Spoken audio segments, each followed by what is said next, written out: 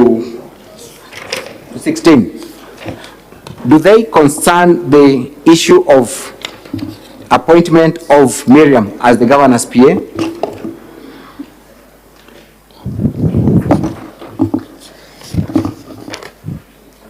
Confirm that they do.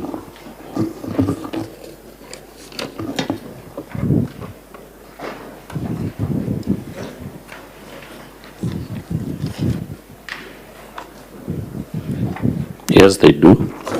Thank you. Let's go to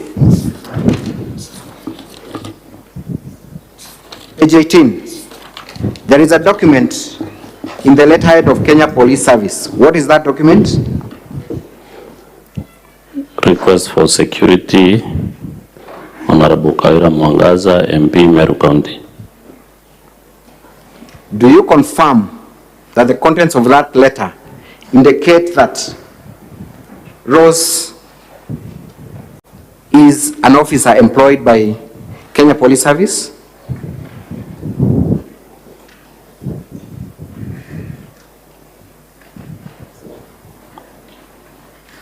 Yes.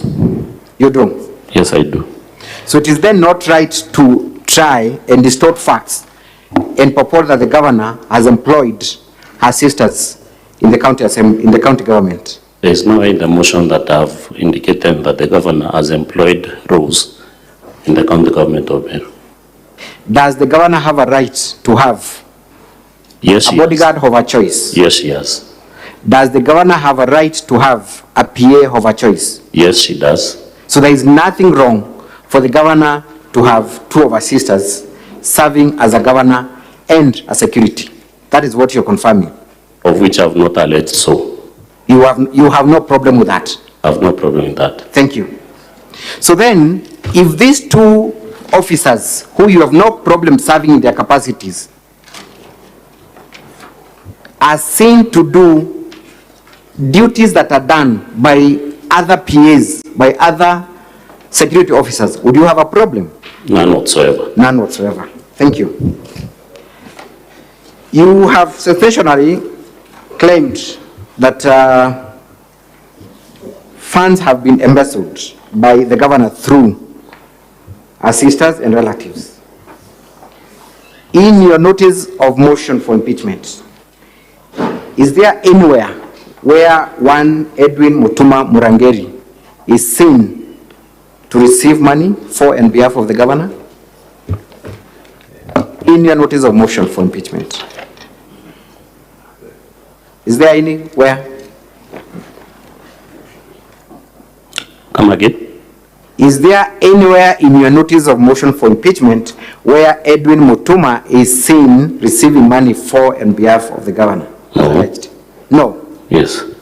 So when you said that the governor was embezzling funds through one of our relatives called Edwin Mutuma Murangeri, you lied. Edwin Mutuma Murangeri is not a relative in isolation. The other relatives who have been I am specifically asking about one relative, Edwin Mutuma. Is there anywhere in the IFMIS or anywhere in your evidence where Mutuma Edwin receives money? No. No. So then you lied when you said that this gentleman, number one, was related to the governor, and number two, that he was used to embezzle funds. No. You did not lie. Yes. Let us go to Nefat Kenya. In which office is Nefat Kenya, who we have confirmed is not the husband to Miriam, serve? In which office does he serve? He was designated to serve in the office of the deputy governor. The deputy governor. Then later he was also appointed in an acting capacity as the director external leakages. You confirm that the letter appearing at page 345 shows the position which Mr. Nefat Kenya serves.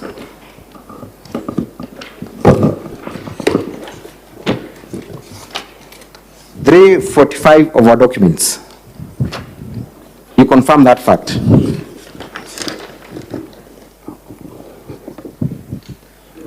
Yes. You confirm. Which position is he offered at the office of the Deputy Governor? As at 8th September 2022, he was offered the position of an administrator in the office of the governor.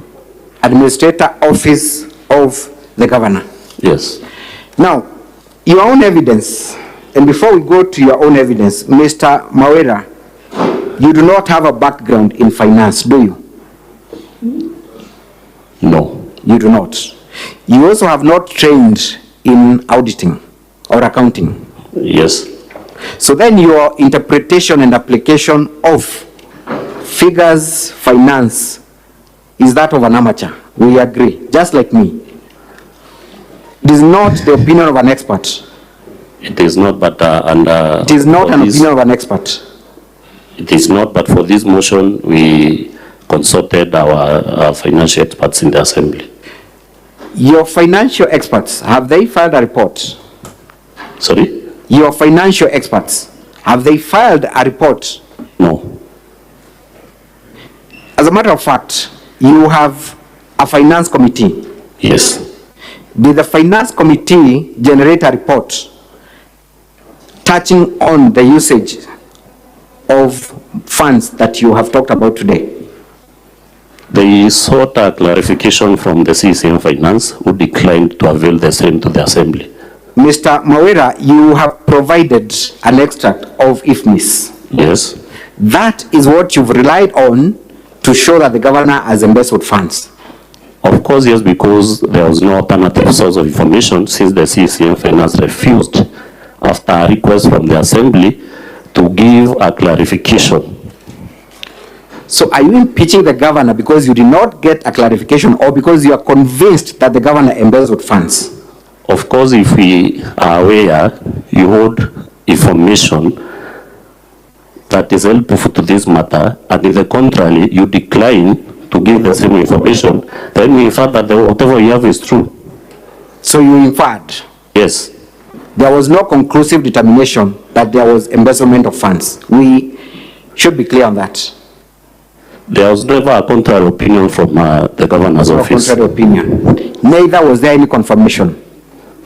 Isn't it? From who? From an expert? From a committee of the House? From the Auditor General? The committee requested for information so that they can make a conclusion from the CCM Finance, who declined to give that information that they have, and they have that information with them.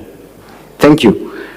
As the Controller of Budget flagged any of the entries as being inappropriate? It is not the duty of the Controller of Budget. As the Controller of Budget, to the best of your knowledge, flagged any of those? There is a report that came out last week. Was any of the expenditures flagged out, to the best of your knowledge? Flagged out on what? On misappropriation of funds. The Controller of Budget does it flag. Was there or was there any flagging of any expenditure as being misappropriate or not? I'm saying the Controller of Budget doesn't flag misappropriation of funds. Honorable Evans, please proceed to answer the question as asked. Well then, Mr. Speaker, sir. Thank you. Mr. Mawera, I also want you to confirm that the basis of your claim for embezzlement of county funds and withdrawal of county funds is based on a complaint by one Celestio Mutuma. You have relied heavily on that complaint. Yes, because the complaint was addressed to the Assembly through a petition, in form of a petition. Was it addressed to the Assembly or to the EACC? It was addressed to different bodies, even the Senate has a copy, and also the copy was sent to the Assembly. And we look at the document appearing at page 1 of your own exhibits, volume 2, Honorable Senators.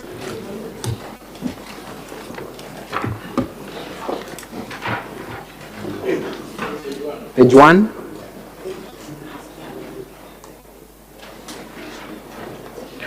To whom is that complaint addressed?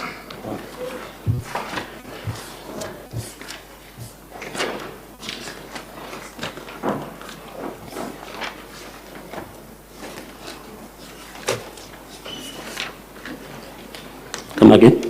To whom is that complaint addressed? The CEO, Ethics and Anti-Corruption Commission.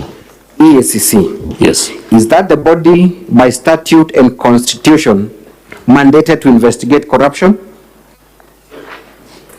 Corruption, yes. Has there been any report or response, to the best of your knowledge, to that complaint? I'm not aware of any. You're not aware. Is a complaint in itself conclusive as evidence of misappropriation and embezzlement of funds? Because there was no contrary information Is given to it us. a conclusive evidence of misappropriation? No. When was that complaint raised?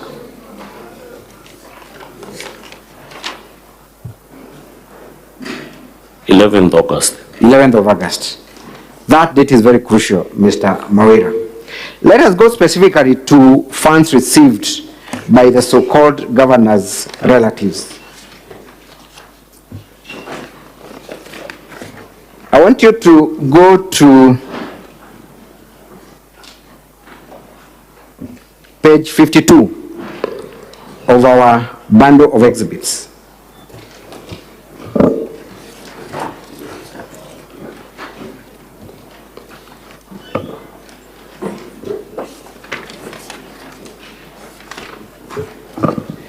Actually, just move on to page 54.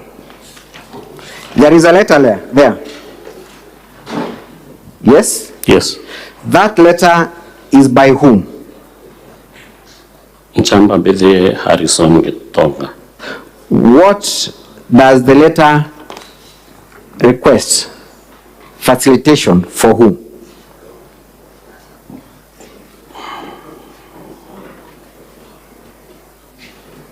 The following officers, my copy is not clear. Your copy is not clear?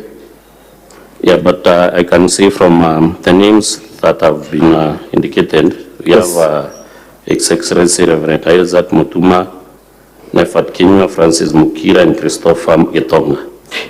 You confirm that the facilitation requested in that letter have nothing to do with the governor. In fact, they were to facilitate a trip by His Excellency the Deputy Governor. Yes.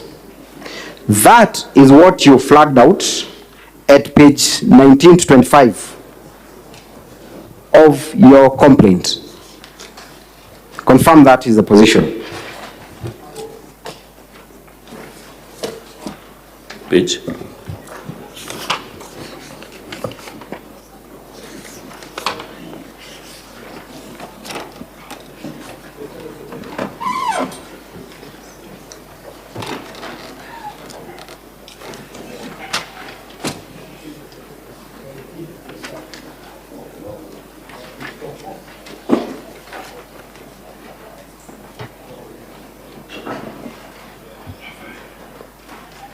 Are we together? Page. Page 19 to 25 Of which bundle? of your bundle, your own bundle. 19. Yes. Sorry, page 12.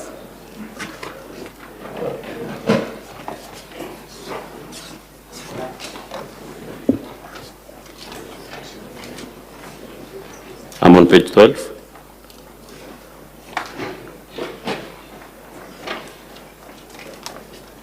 Let's go back to page 55. What appears at page 55 of our documents?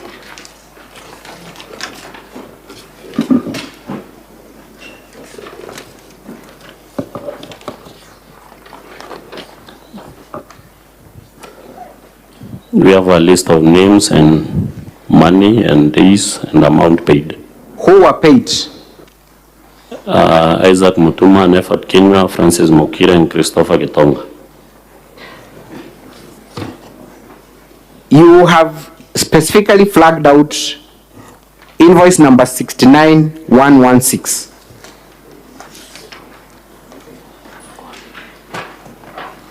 In your extract of IFMIS. On page?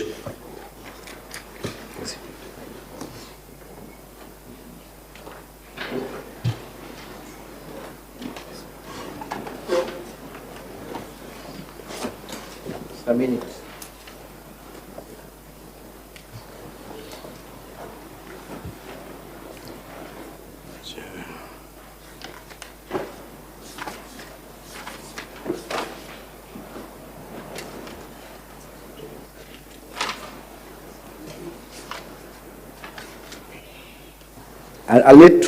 I need time to reorganize my thoughts on that. Let me proceed on another issue as I do that.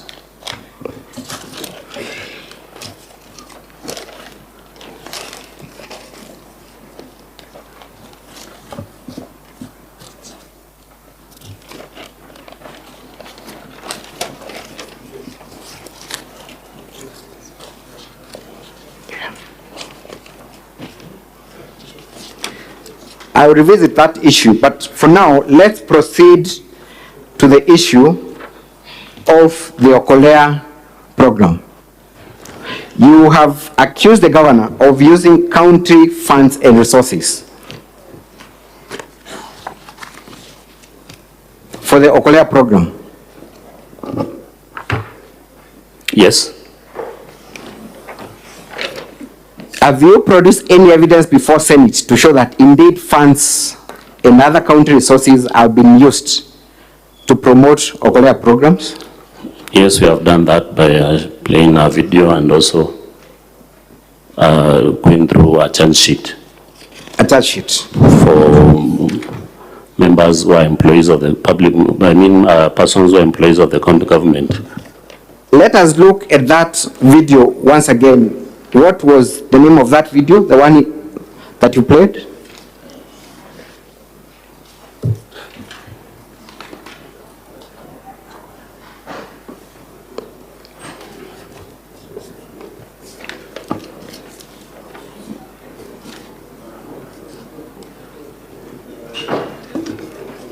Video in support of Count 1. And you play that video?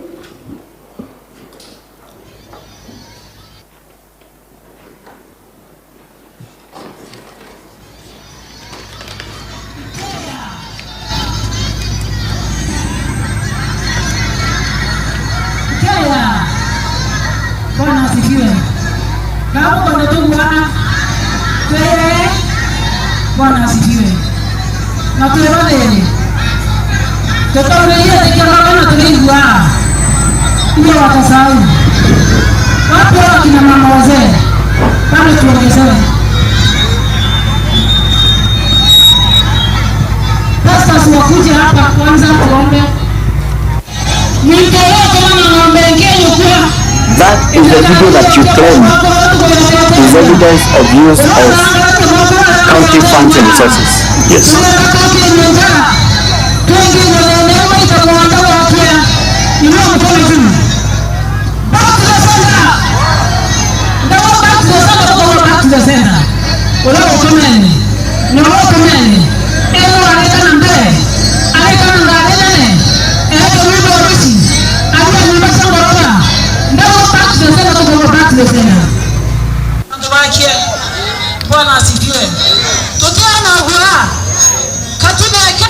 Now, Mr. Manyora, we watched this video. I do not want to eat all my time watching it again. What is it specifically you picked from that video as evidence of use of county resources and funds? The video is in support of the sworn affidavit by a police officer that is it before a competent court of law that there were county government vehicles that were stoned during the aftermath of that rally.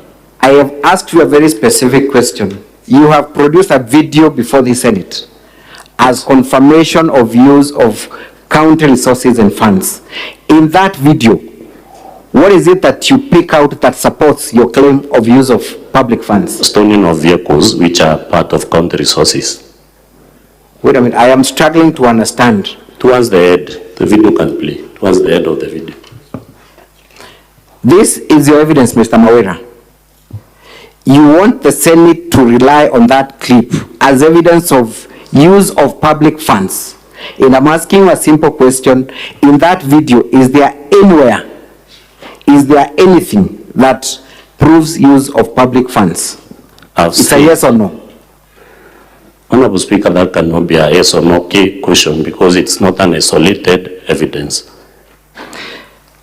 Let us look at the much relied upon affidavit by the investigating officer. Sorry? Let us look at the affidavit by the investigating officer. That is the one appearing at page 45 of your bundle of documents, volume 2. Is that the one? Is that the one? Page 45, yes. Specifically, paragraph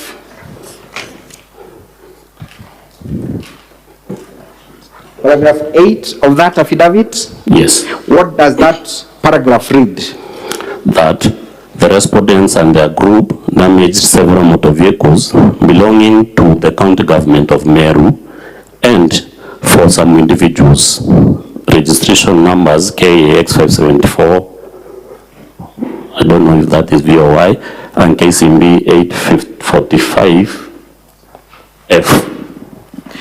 This is an event that was covered by media, right? Yes. Is there any single video, any single picture or photo of a government vehicle in that function? We have seen vehicles being stolen in that video. Is there any photo of a government vehicle? Under the circumstances, it might have been hard to capture exactly a government vehicle, but we have seen from the clip vehicles being stoned and some in the form of government vehicles that are used by the simple answer is that there is no evidence to support that assertion that government vehicles were present. Yes or no? From the video? From your evidence, Mr. Mawira, you are the one who seeks the government. And the sworn affidavit here has clearly indicated that government vehicles were destroyed during the mayhem. What county motor vehicles were destroyed? They are not captured by the affidavit that we are relying on, that was made by a competent police officer. Kindly go to page 352 of our bundle of documents. 352 and 353.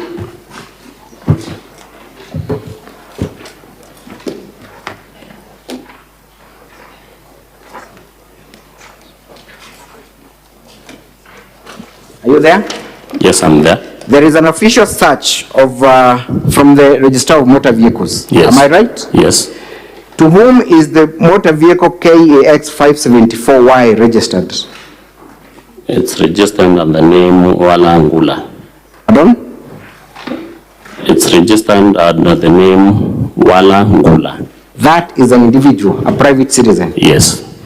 To whom is motor vehicle KCB 845F registered at page 353? The Lewa Wildlife Conservancy. Lewa? Wildlife Conservancy. So again, that is not the county government of Meru. I have not alleged so. Mr. Mawira, you have been part and parcel of the Okolea program. Am I right? Only once. Only once. Yes.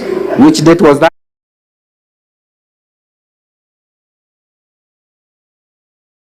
This was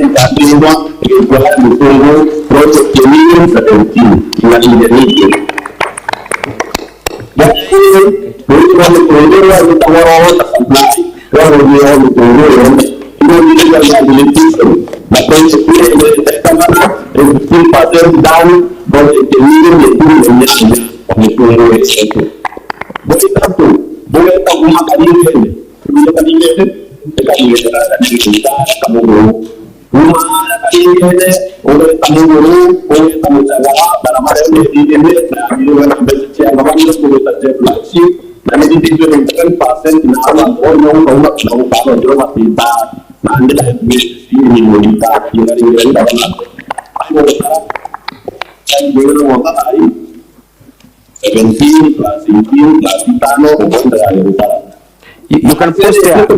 I want to combine that video with 1C in our list of videos.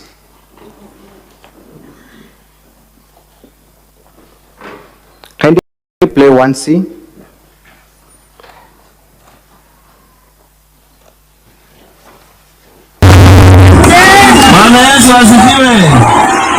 Gavana wetu na Rwanda bene bonde Bwana Yesu asifiwe, nisalimie mahali ulipo. Ngoja sana. Wonde tawandie MKMC wa Bogeta West na Ruguru. Na ande bala batudinga tete kanyuma ibaije itoiketia gavana tiru. Lakini na ande nindo nokire. Na umasauru na ande kitabu Paulo. Na ndio wasema nani? Okay, Paulo. Anaende ndongere kendesi ya mama.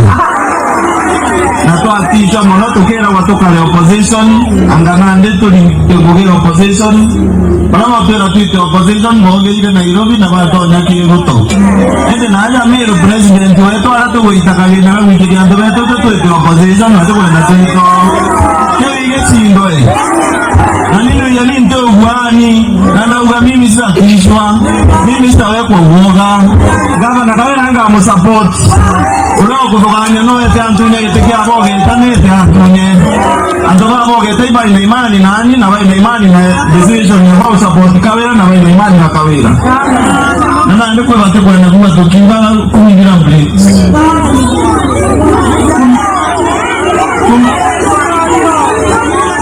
abo andekera kumibira mbelexi tio mbakwa hoinwa bakabane dia bakole mwa nyona mtu akiogera akagerio ingira utiomba okogera komige koneka ibo wote kia koneka bani wina ndara wala kuya komige koneka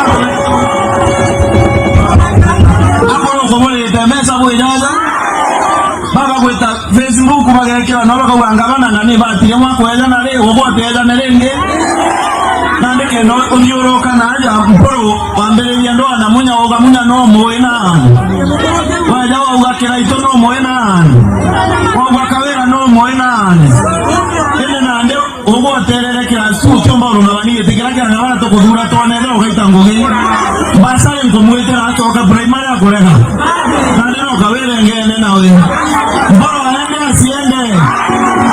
asiende akira na kawera mega koni gala akarira na nyato ambako amendi katibe endelea ukaro wako wala atikwenda kuwa akala miage ya komi ya inge matu ana amemero ete kungi no tukela na wita ngungi na leo nida jirandire ne kakanga ya ndaka sene hapo tuko naona kajo nyo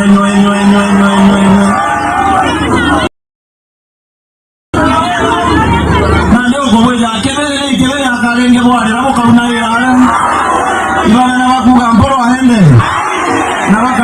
kubirebiana kuga badire oversight eto ngade kirande kirekeranga abunge bakenya kulingana na walia rwana performance ndene bunge ate gotioneke tenyo Meru gutetera Meru beye nkandikera kwero to kuga nguru beye majani ke kuzoka na ala Mombasa to kuga ngere majani jano mira 120 na maja eveste otoko gamba ina ndeba latina utera ibere bakobia website anga website anga kawira bategete na bunge otoko onekana ya kukinyoma itotetai hawa iketo kudinyate batira ne mama te mugi bato baba iketo kwa kamwana Nairobi kawe na to itirangu kito kwete na ya ntoneto na baba mtu naita ngogera aheroe ngogera goita ngogera ya birikare ne ni to na iketi na mama Nairobi otomo kubwe koroga ruto ndo president wa RUTO na Nairobi bale ajumbe tema president wetu aja na tuto MCA mama obo kuona kama na kawira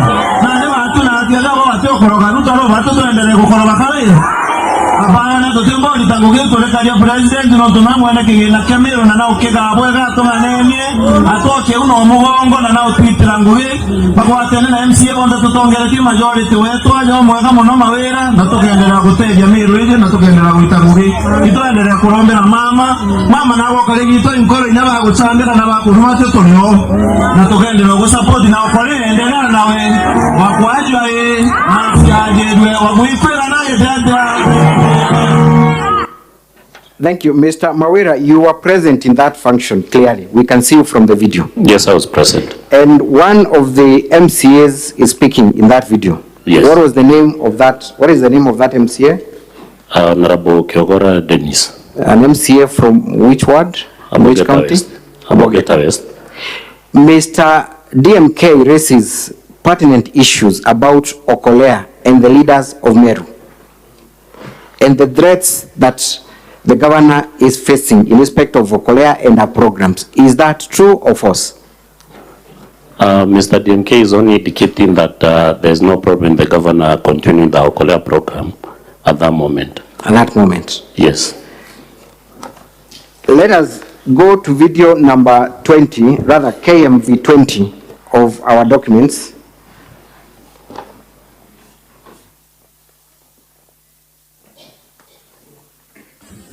Yenkerie MC Wato Mawera atumure na maromba. Nigirani MC Wato Mawera Jenkabira Kuno. Natrombele. Ewo mwangali mtura moyo. Wana uombele mbele eburo. Uombela bila miona wana bila kipeona kwa. Tuwaja mwanya jubele ya mbele ya kumuna jungo na hapa.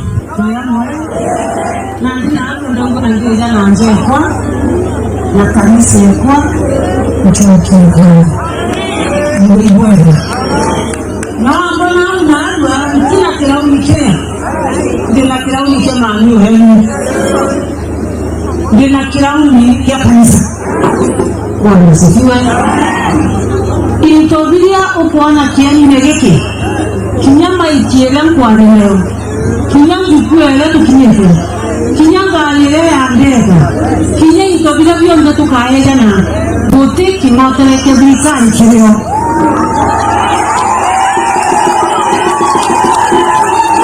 inkwenda gushokeria ashora bakwa bombekano balabona ndio kole abantu kirwe naru akarokire ntore ombokiriye gitandene ni mheshimiwa wa mtora yeje ibanziwe Mheshimiwa Evans Mawira alingalingela mwali kama pema mbelembeta kanisani aleta shilingi mwemwe ngiri ezanyale mwemwe ambera kinyawaga ongere ekera ngalisia kumabuta kinyawaga ongere ongera mwengiti ya bajuju nali galingo makamia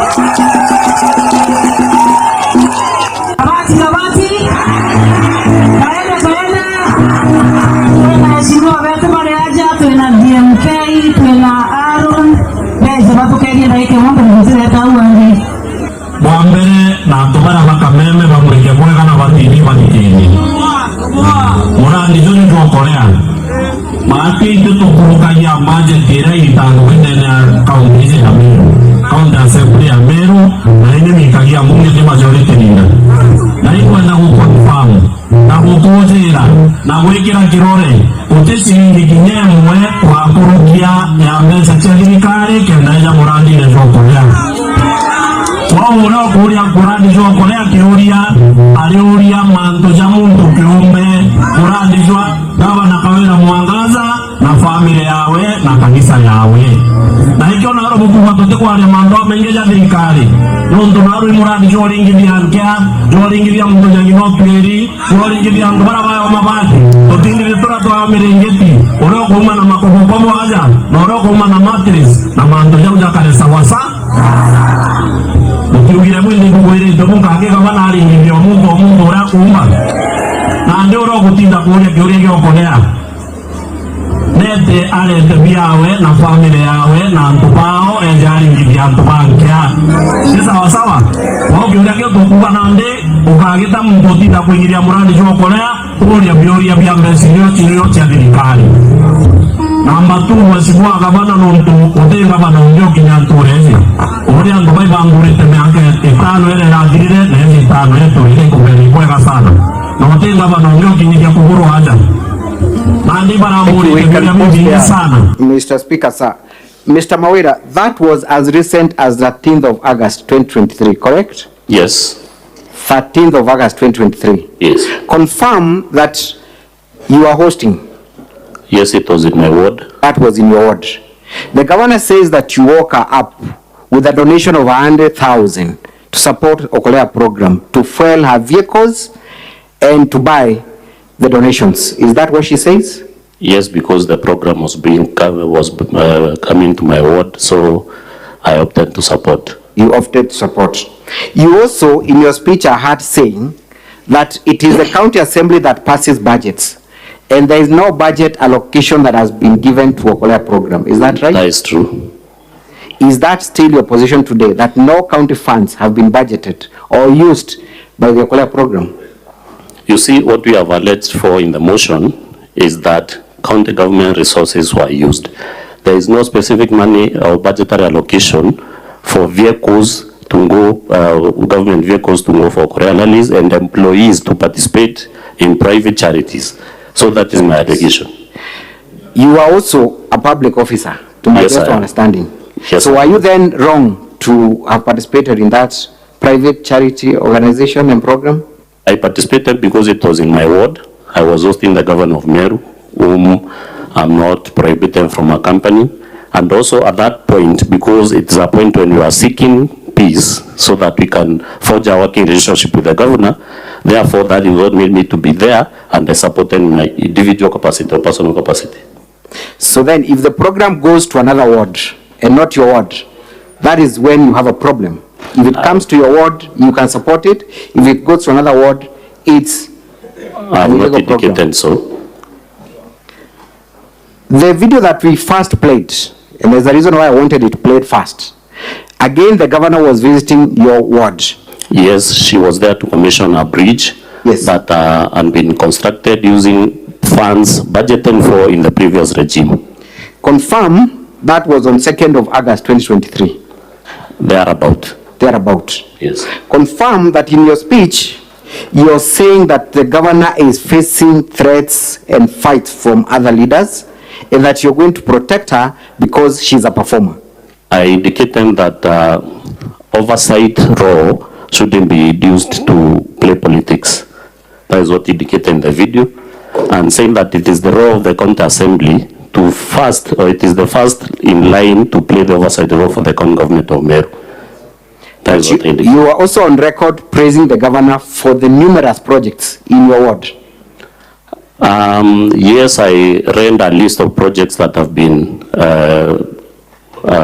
brought to my ward through the governor or the support of the governor that day. So, Mr. Mawira, what problem do you have with the governor in terms of our Korea program, specifically? Conflicting usage of government resources and private charity. That government resources that you have was not, subject to a previous impeachment process in this house. government resources that you are unable to produce any evidence in support of. I've indicated the evidence in my...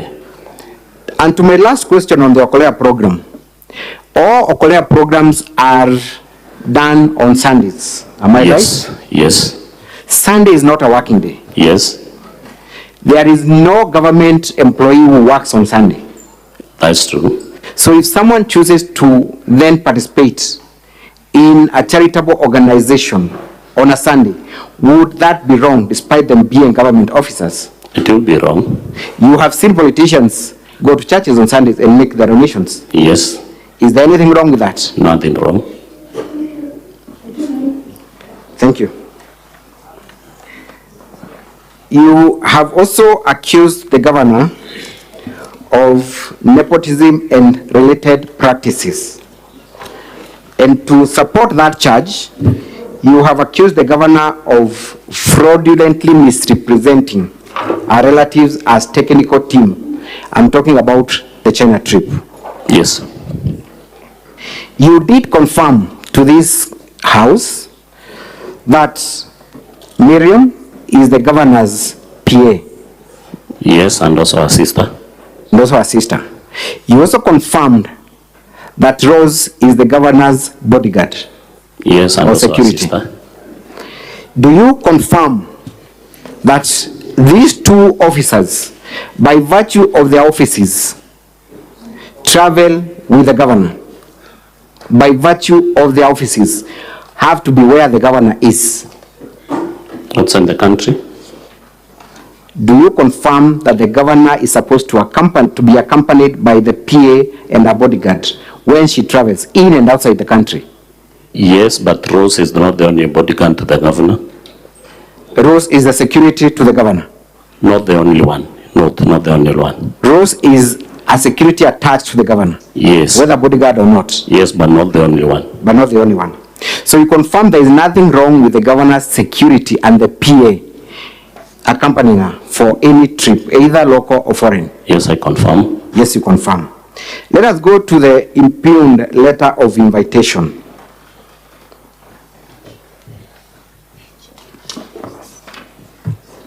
The one that appears at page 68 of your own document. 60 of your own document. It's volume 2.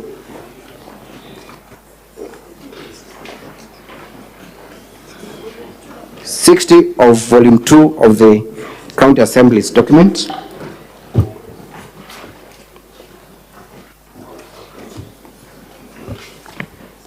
Are you there?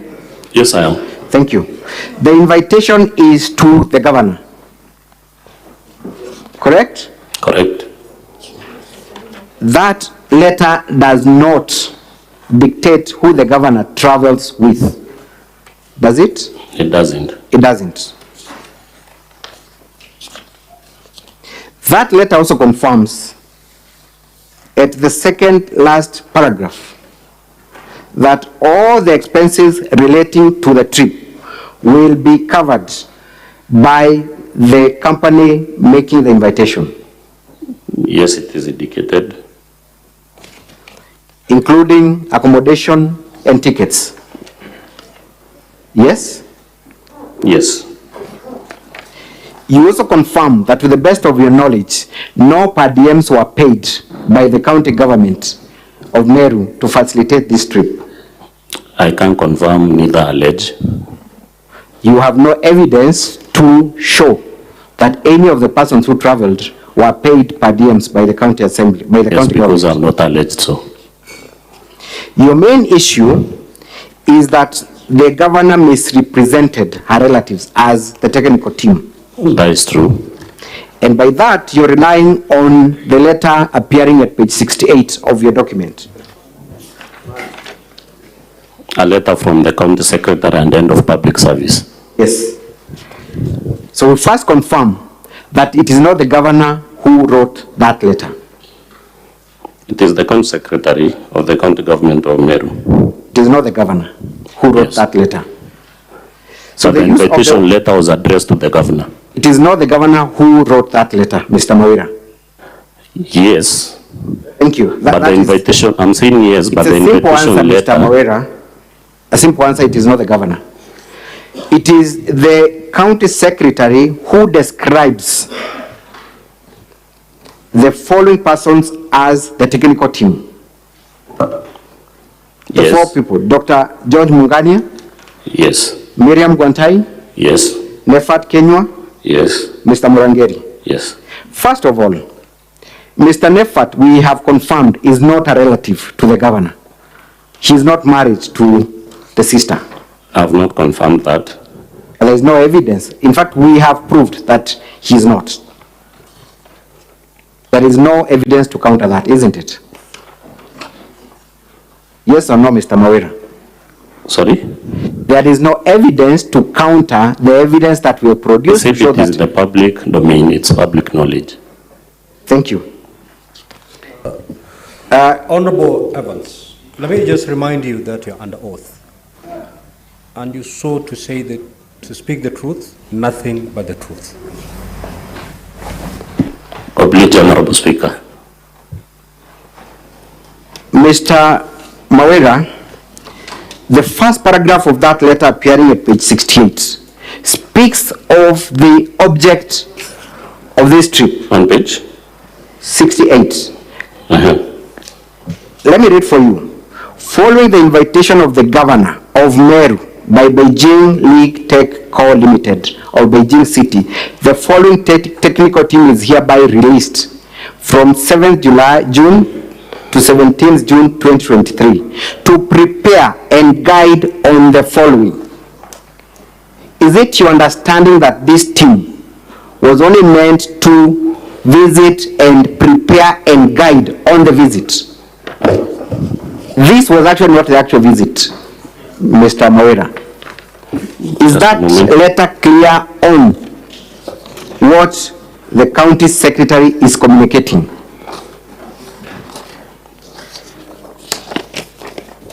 Come again?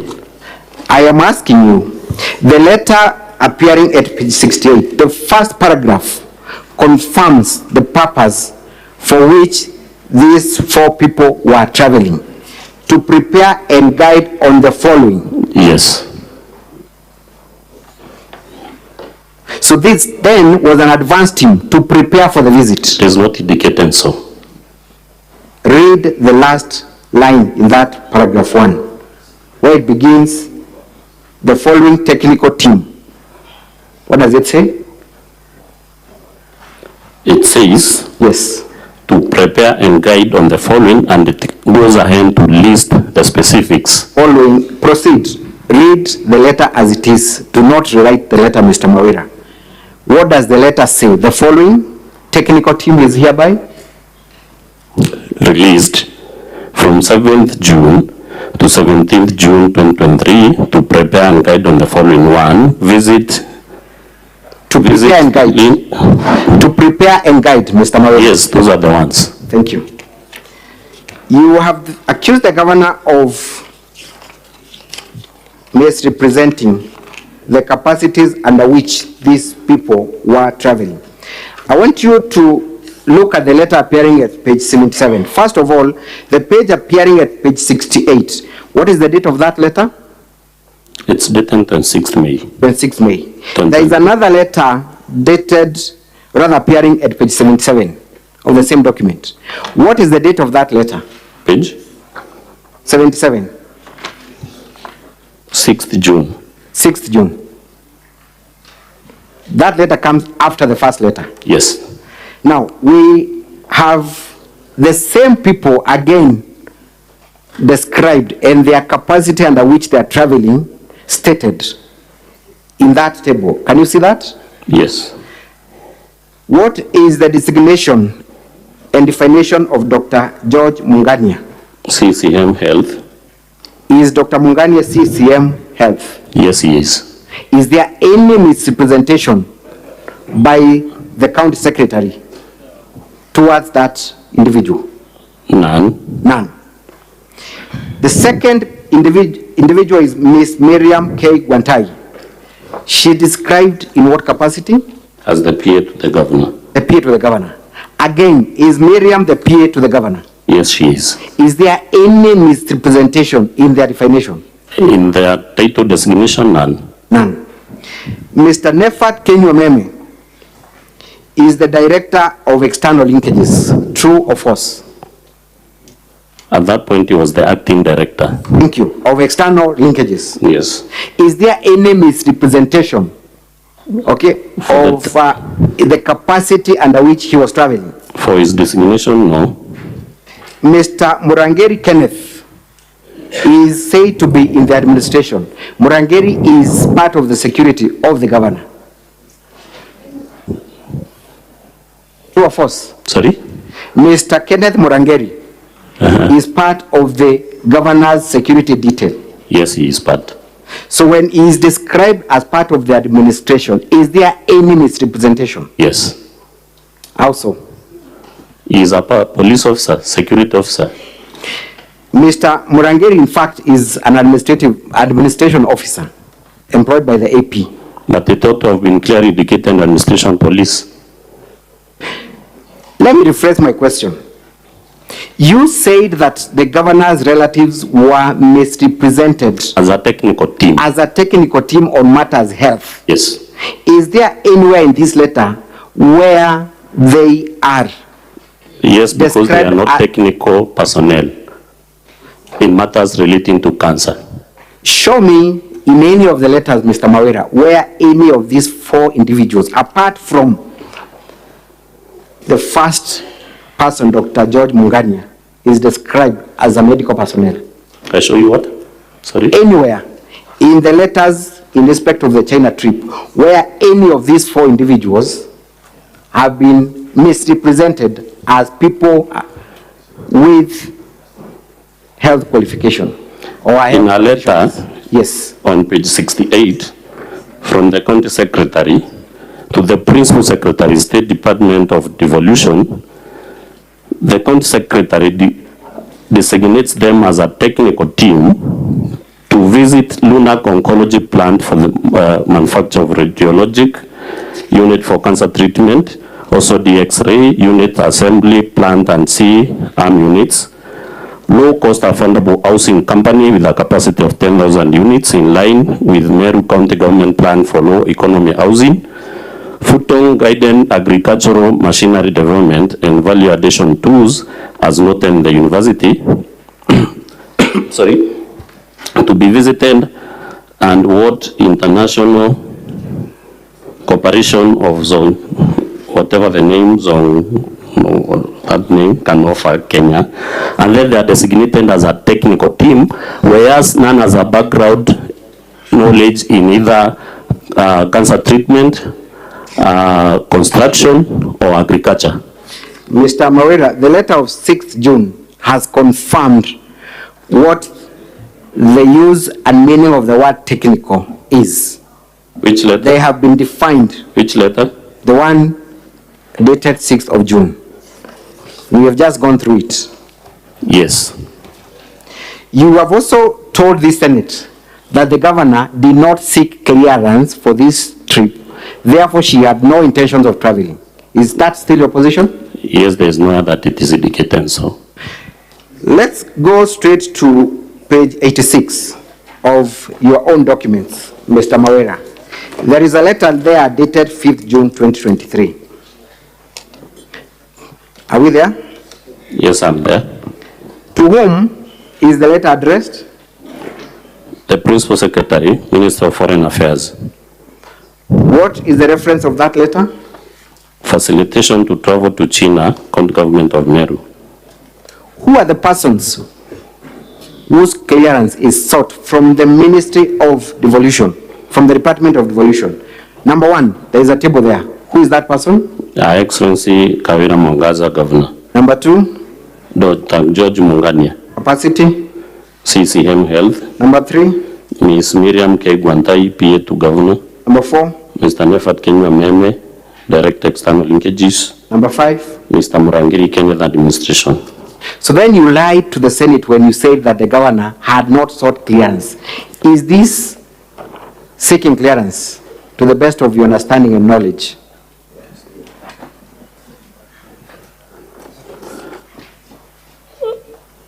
Sorry? Does this letter seek clearance for the governor's travel to China? In that letter that was from that came from the office of the Principal Secretary, Ministry, State Department for Devolution, but from the letter on page 77. I am interested in the letter appearing at page 86. Does the governor seek clearance for the China trip? She is in that list. Does she seek clearance?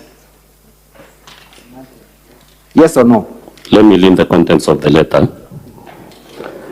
We have received it's about facilitation to travel to China, County Government of Meru. We have received a request from County Government of Meru via letter, that one, dated 26th May. If I refer to the letter that is dated 26th May, there is nowhere that the governor is included in the list of the members to travel. Mr. We cannot read and understand. I am asking you a simple question. Does that letter of 5th of June 2023 seek the governor's clearance to travel? The letter was about facilitation of issuance of visas, not clearance to travel.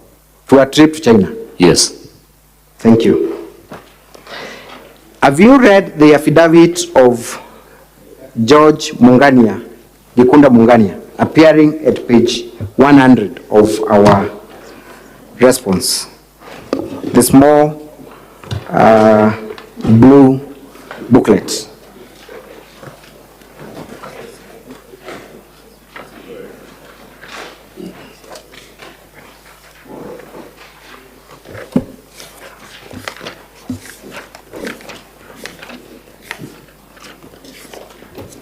Are you there, Mr. Murray? I'm there. Page 100? Yes. Confirm that George Gikunda Mungania is the CECM Health. I confirm. Confirm that he's part of the team that traveled to China. I confirm. Confirm that in that affidavit, he is deponing facts in respect of the China trip. I believe so. Have you read that response? Yes. You have. At paragraph 4, it says that I was among a team invited to China by Beijing League Tech Company Limited, by the letter dated that the team comprised of 7 individuals, namely, and he lists them.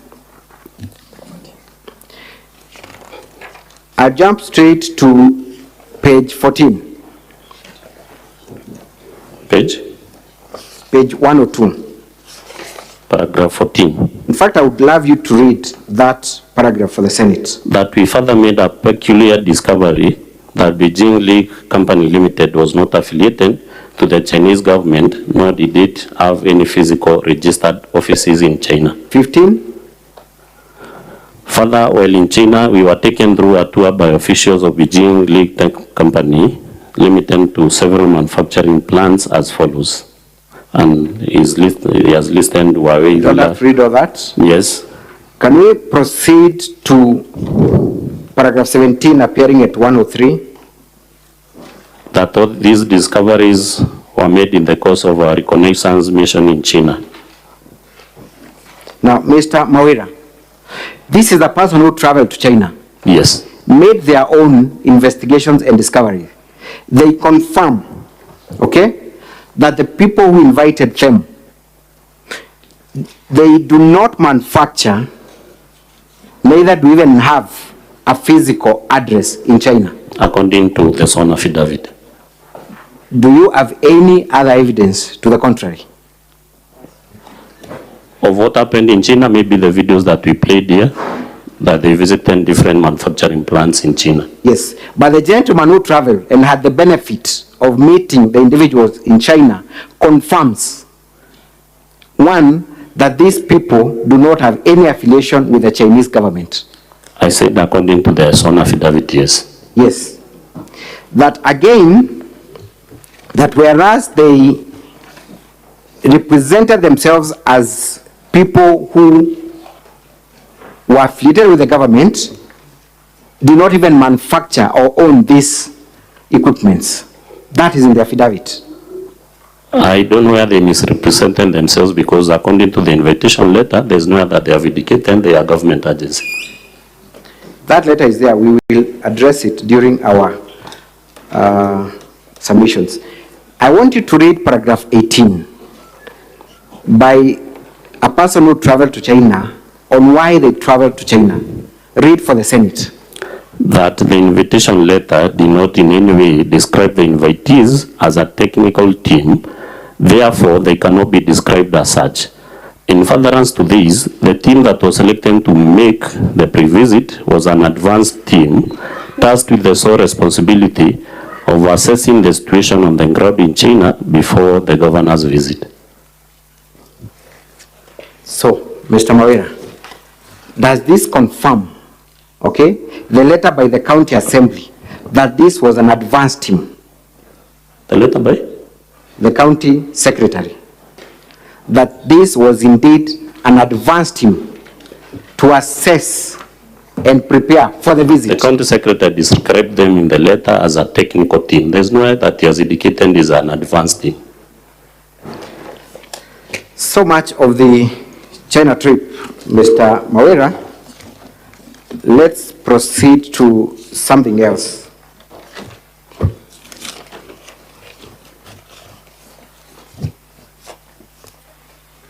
You have also accused the governor of employing, before we go to that, in a related charge, I think it's important. You have also accused the governor of assigning her relatives, sisters, diplomatic duties. Yes. Which relatives are we talking about? Still a sister, the personal assistant, and a sister, the security personnel.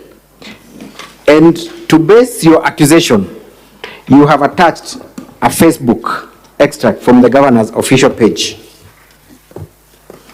Is that the only evidence you have attached?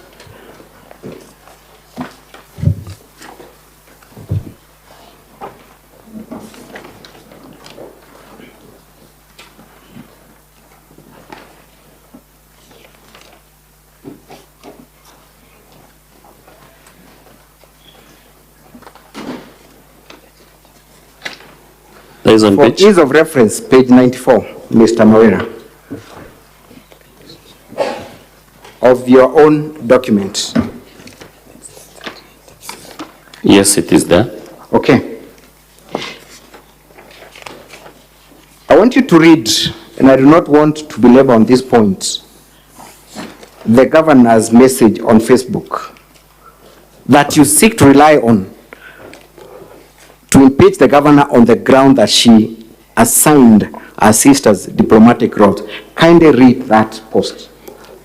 The county secretary delivered a message of well wishes from Governor of Meru County.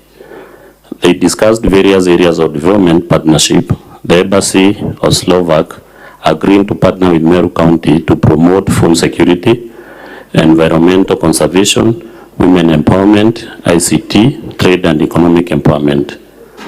In the coming days, Meru County will receive a donation of 30 computers to promote ICT in vocational training colleges. The farmers will get market linkages for coffee and tea in Slovak. The county will partner with Slovak in promotion of trade, investment and tourism between the two governments. They are agreeing to strengthen bilateral partnerships between the two governments for the benefit of the people of Meru.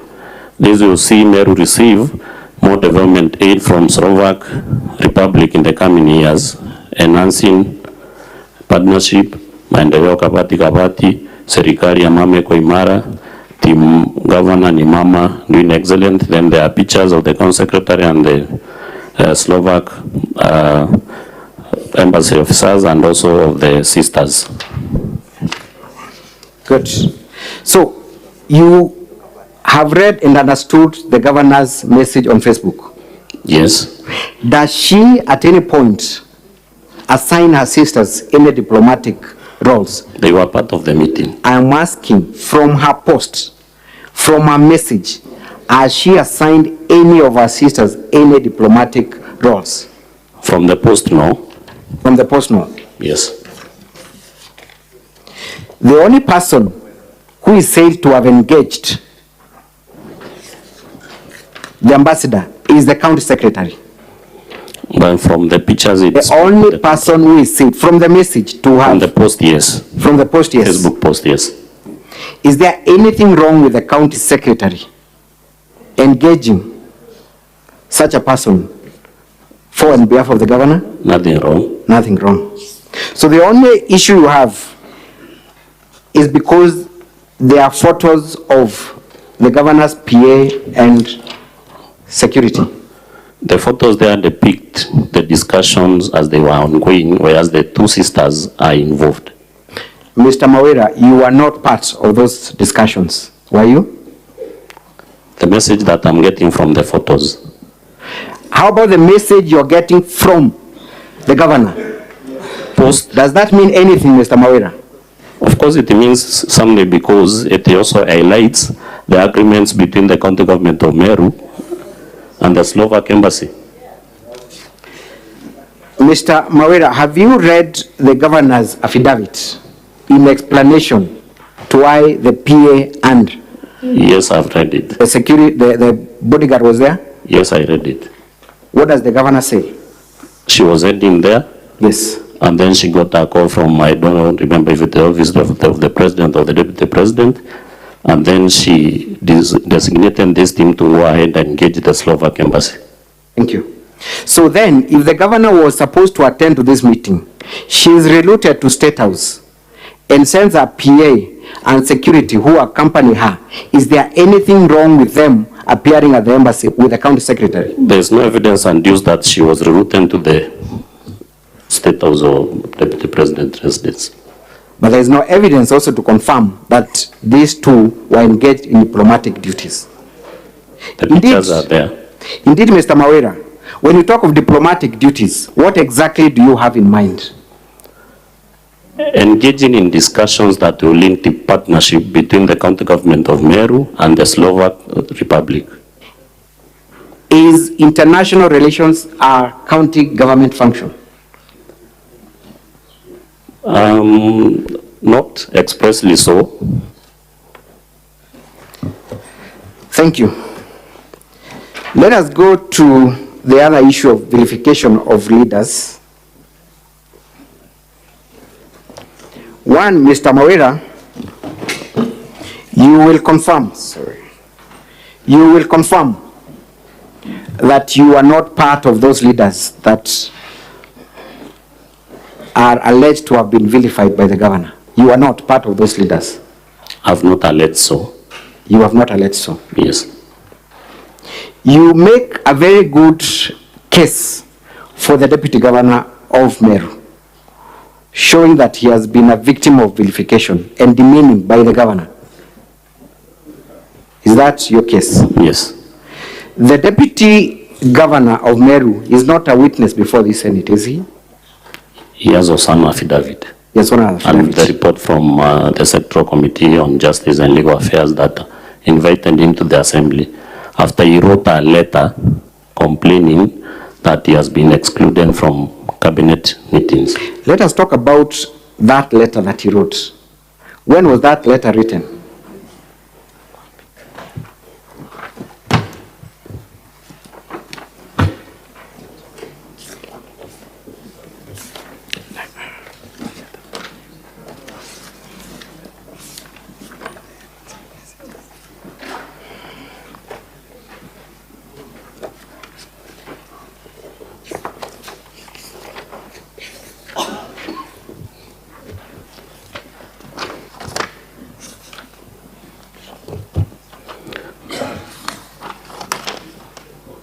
The letter addressed to the speaker, in fact, there are two letters. The date of those letters? 30th August 2023. 30th August 2023. That Yes. letter appears in your list of documents at what page? 230 230. and 231. Yes. When did the sectoral committee meet the deputy governor?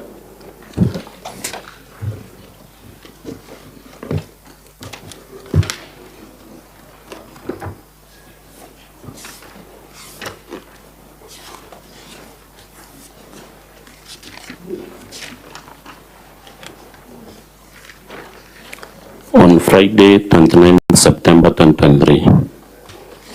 Friday, September 2023. Now, so it is just days to the impeachment motion. Approximately 30 days after the letter was received by the Speaker. The Speaker. Thank you. You have relied so much on WhatsApp messages. Yes. In a group called Third Government 012. Yes.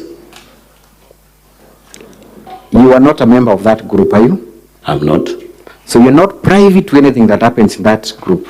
This was evidence placed before the County Assembly. That's not my question, Mr. Mawera. You are not privy to what transpires in that group. I'm private because we were given these screenshots. Mr. Mawera, private means you have personal knowledge of what happened in that group. Do you have personal knowledge of what happened in this group? I have personal knowledge depending on the screenshots that we received from the governor, deputy governor, sorry. Do you have first-hand information of what transpired in this group? No. You have none. You have none. You have accused one Chamba Mbede of removing the deputy governor from this group. And I'm looking at a WhatsApp extract appearing at page 149 of your bundle of documents. Are we there? Are we there, Mr. Mawera? Just a minute. Page 149. 149. Yes, I'm there. You're there. There is a notification there saying Chamba Mbede removed you. Yes. Who is the you referred to in that notification? According to the evidence brought by the deputy governor to the assembly, it was the deputy governor. According to you, Mr. Mawera, who is the you that was removed? It's the deputy governor. Where is that evidence to show that it was the deputy governor removed? Does his number appear in that notification? Just answer the question as it is. Does his number appear? When you are removed from our WhatsApp group. Does his number appear? No. Does his name appear? No. Mr. Mawera, the next notification is also a communication on that WhatsApp group. What is the next notification? From Dr. Gembia, there were? No. There is one you're ignoring deliberately, Mr. Mawera. After removal, what comes next? You are added. You are added. Yes. So there is immediate removal and immediate adding. Yes. Have you read the affidavit of Chamba Mbede explaining what transpired? Yes. What has he said? He says it was mistaken. It was mistakenly. He was removed by mistake. That was a mistake. Yes. Does adding him immediately confirm that indeed it could have been a mistake, which was realized and rectified immediately? Through the Speaker, if you allow me, I can explain, Honorable Speaker, because we have... Honorable Evans, kindly proceed to answer those questions. Don't engage the chair. You're there to be cross-examined, so listen to the questions and respond to them appropriately. Thank you, Honorable Speaker. Please come again. I am asking, does the notification indicating you are added immediately after removal confirm the assertion by Mr. Chamba Mbede that the removal was by mistake? Yes. Thank you. I want us to play a video again, two videos again. The video your advocate played, I think it's KMV 15, if I'm not wrong. Council, just to remind you, you Yes. have 30 minutes to go. Thank you, Mr. Speaker. This is quite important. There is that video that was played with the Deputy Governor chanting. If we could have more volume on that video, kindly.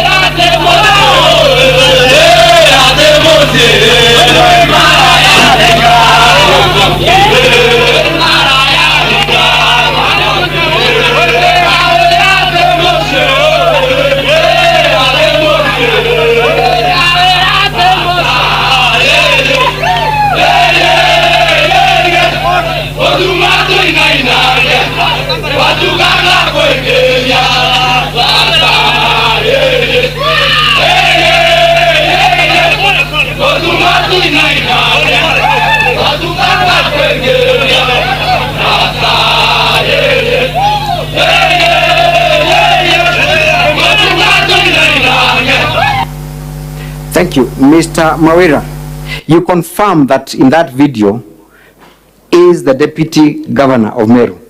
Yes, he's You there. confirm that he is leading some youths chanting very, for lack of better words, nasty words against the governor.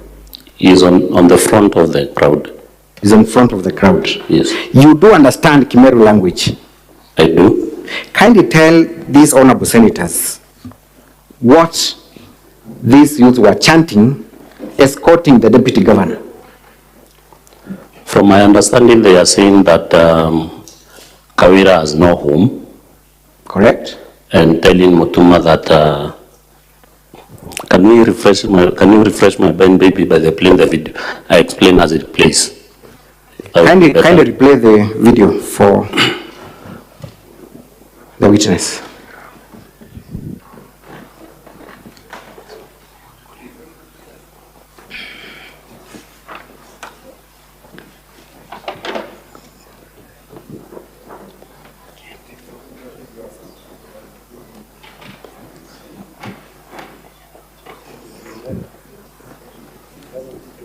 Yes, kindly replay the video that has just been played.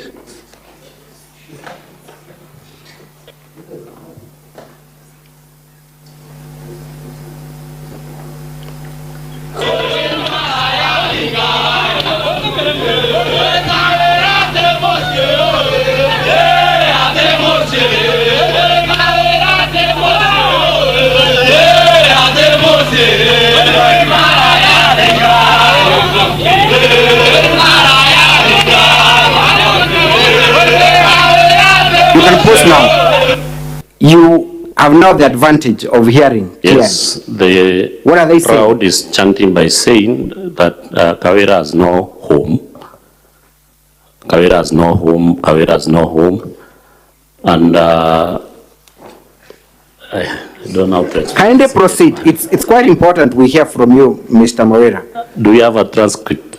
Mr. Mawira, you do understand Kimeru language. I'm trying to put it that Nimaraya Ringagawa County, that means maybe she's a prostitute at the county government. Thank you. That is the Deputy Governor of Meru. No, the deputy governor is appearing in front of the crowd. He is part of the crowd, Mr. Mawira. We can all see Yes, that. yes, he is part of the crowd. Yes. So that song is sung in his presence. He's maybe There is running also a away from the message. crowd chanting that song, I don't know. Thank you. There is also a message directed at him. What are they telling him to do? Can we play that part? Mr. Mawira, I think you're trying to eat into my time. Honestly, no, but Honorable Evans, you know that video has been played. I believe this will be the 4th time. no, that part that he's saying they are sending a message to the deputy governor is where I want it to be played so that I can Very well. paraphrase in my own Let words. it be played, that particular part where Most there's a message. obliged, Honorable Speaker.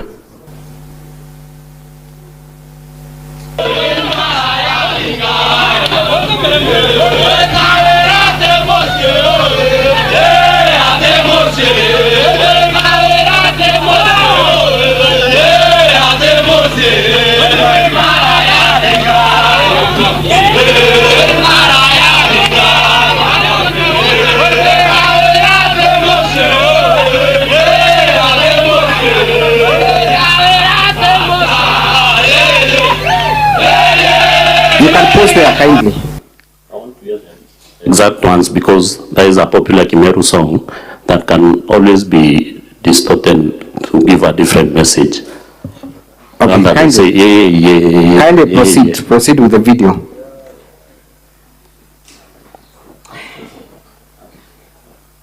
From where it had stopped, kindly. Yes.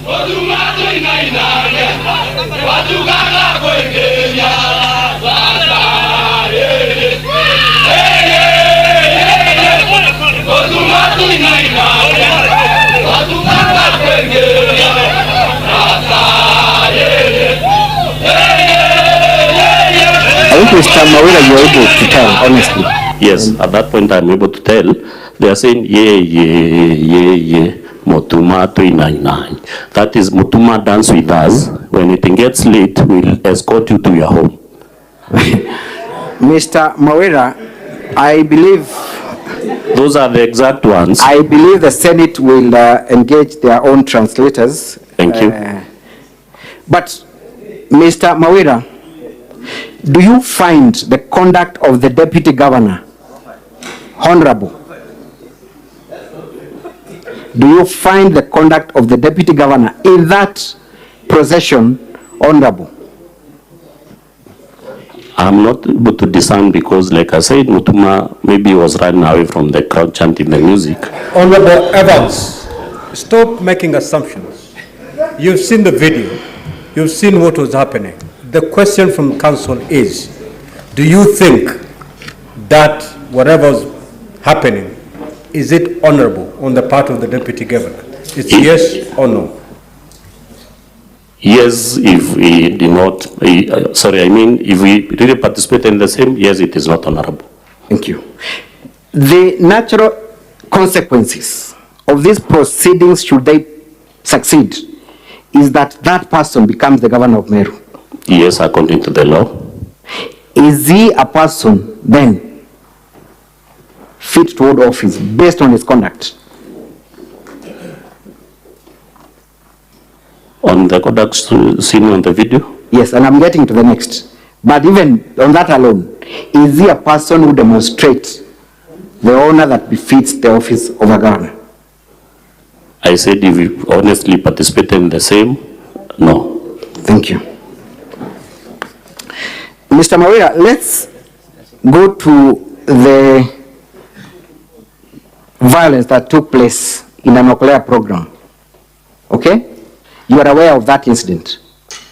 Yes, I'm aware. Which ward did they take place? Sorry? Which ward did they take place? Makiri is in, is it in Kegoya and Bochu? Where the deputy governor comes from? Yes. You are aware that that violence led to the slaughter of a cow that the governor had donated? I saw it on video circulated on social media. Kindly let's play video number KMV 16. Honorable members, I should warn you that it's not a very pleasant video to watch, but we have no choice.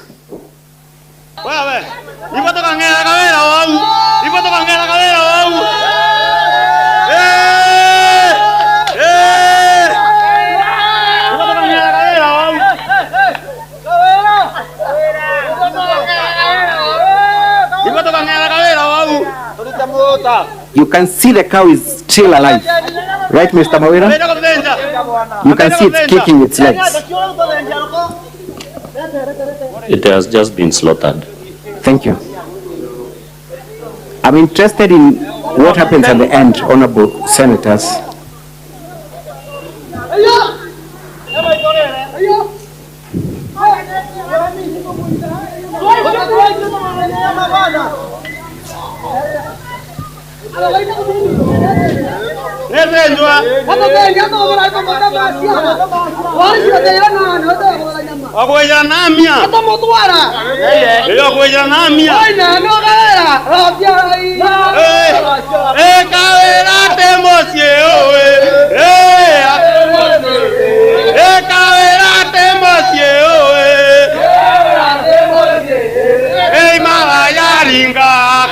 You can actually stop there. Thank you. That is the same song sung with the procession led by the deputy governor. According to the video, yes. Into the video. In fact, the people slaughtering the cow are making certain threats, and I know you've understood what they have said. Kindly tell the senators what they are saying. They are sending threatening messages to the governor of Meru. What specific threatening messages? That they will slaughter the governor the same way they are slaughtering the cow. That's what they are saying. Yes. So in your assessment, Mr. Mawira, between the governor and the person who seeks to remove him from office with that kind of violence, who has demonstrated gross violation and dishonor to the office? Honorable Speaker, I'm not able to attribute this violence to the Deputy Governor. Therefore, I wouldn't be able to rightfully answer that question. Mr. Mawira, you confirmed that you had seen that video before. The one for slaughtering the cow? Yes. Yes. Have you summoned the Deputy Governor? Have you sought to impeach the Deputy Governor based on his conduct? Based on slaughtering of the cow? Based on his conduct. Which specific conduct? The one we've just witnessed, Mr. Mawira. The one of reading the chant? Yes. No, you have not. You have not. Mr. Mawira, if the governor, who is a woman, is called a prostitute by her own deputy governor, if a cow is slaughtered and people from the deputy governor's backyard threaten to slaughter the same way, isn't the governor entitled to respond to such threats? She is, of course. So when she responds to such threats, what is gross? Her response or the act that initiated or triggered the response? She has not responded to that. I'm not aware of that. Not aware of that.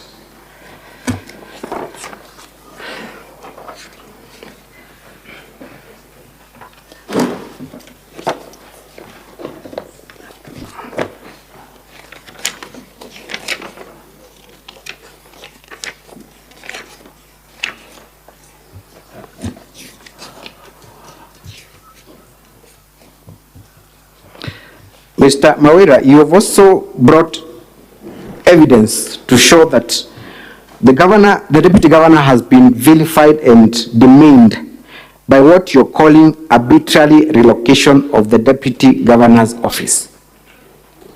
Yes. I want you to go to page 227 of your own volume 2 of your evidence.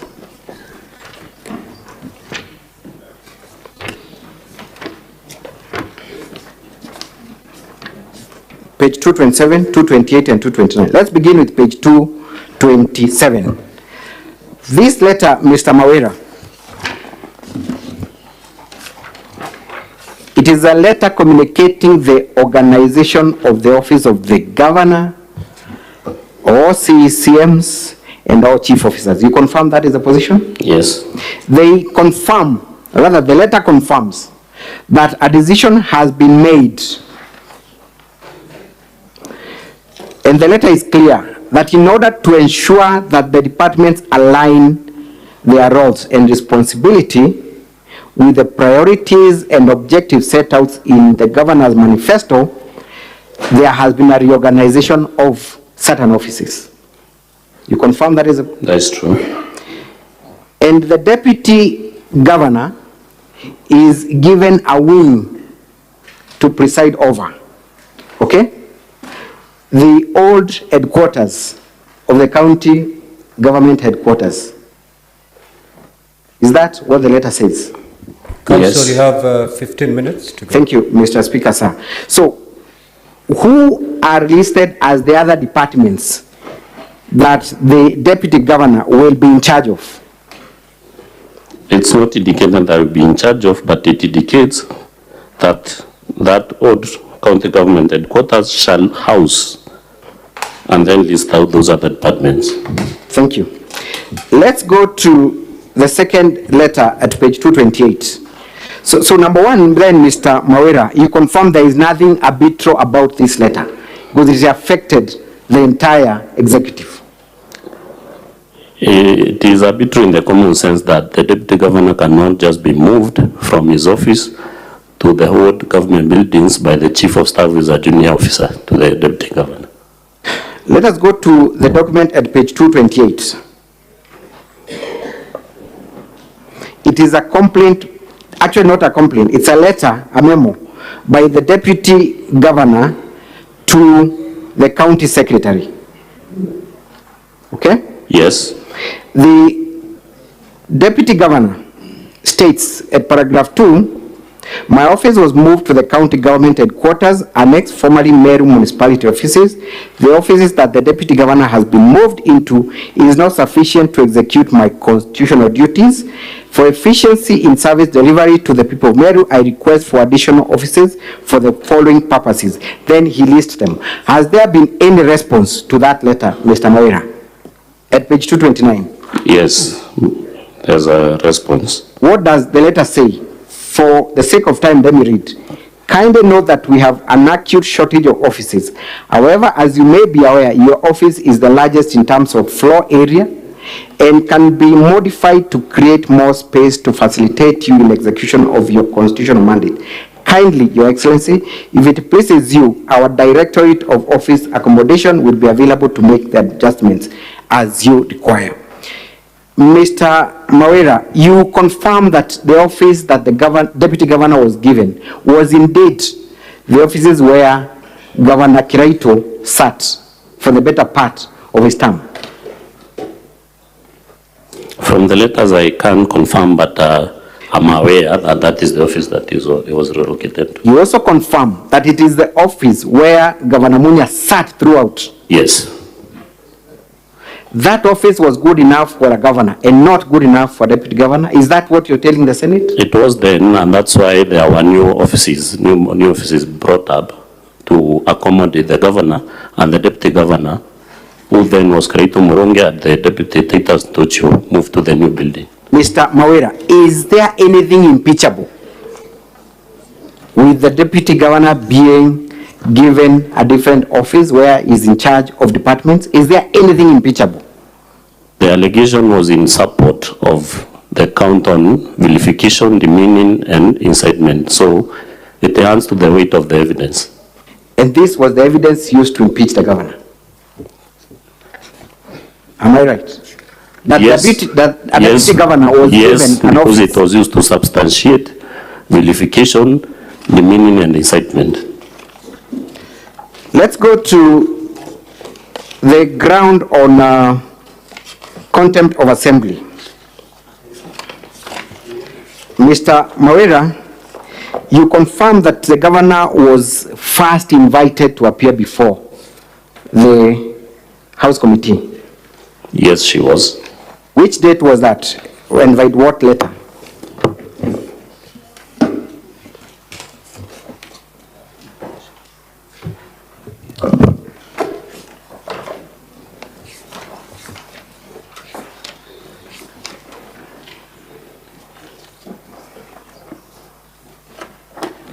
Go to page 408 of our response, the governor's exhibit of documents. Page 408.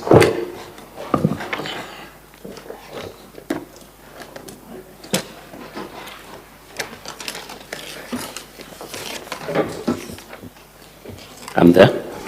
That letter is the one dated 6th of October 2023, correct? Yes. The letter says it's an invitation to appear before the Secretarial Committee on Justice, right? Yes. The governor gave an explanation as to why she could not honor the invitation. Are you aware of that letter? Yes, it is on page.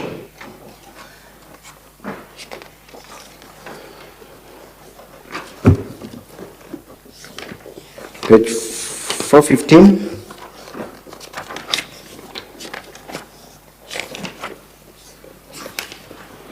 Yeah, addressed to the Speaker of the County Assembly of Meru. Sorry, that's not the one.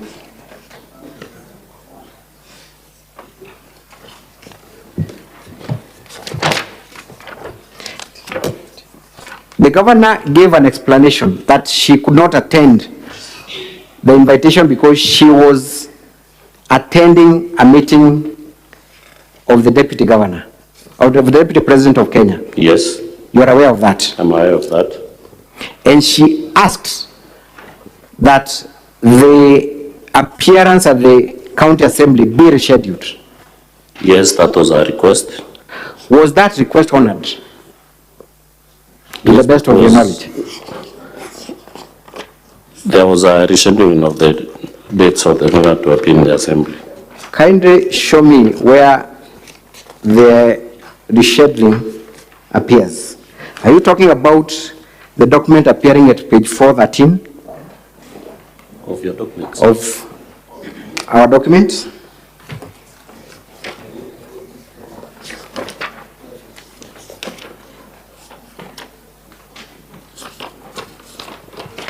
Yes. Is that a second invitation to your best knowledge and understanding? That was a summon. That was a summon. Yes. So the governor's request for rescheduling of the appearance through an invitation was not even responded to. It was responded through our summons now. With the summons.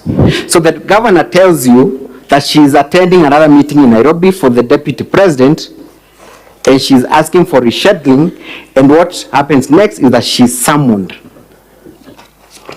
Yes, that is what happened. Mr. Mawera, do you appreciate the difference between an invitation and summons?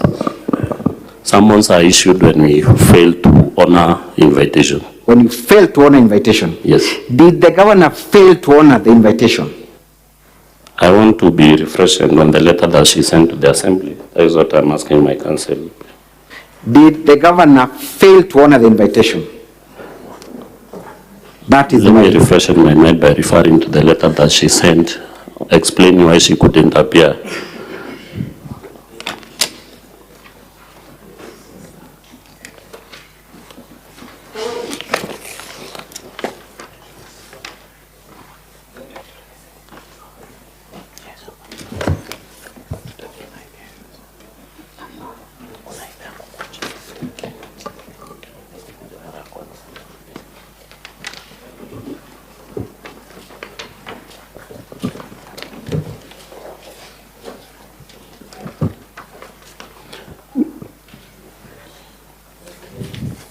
Maybe we can proceed as we source for that letter.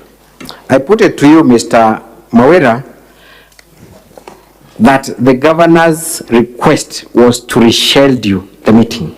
Yes. What was the wisdom of summoning the governor with penal consequences after she had sought to be excused and for rescheduling? What was the wisdom?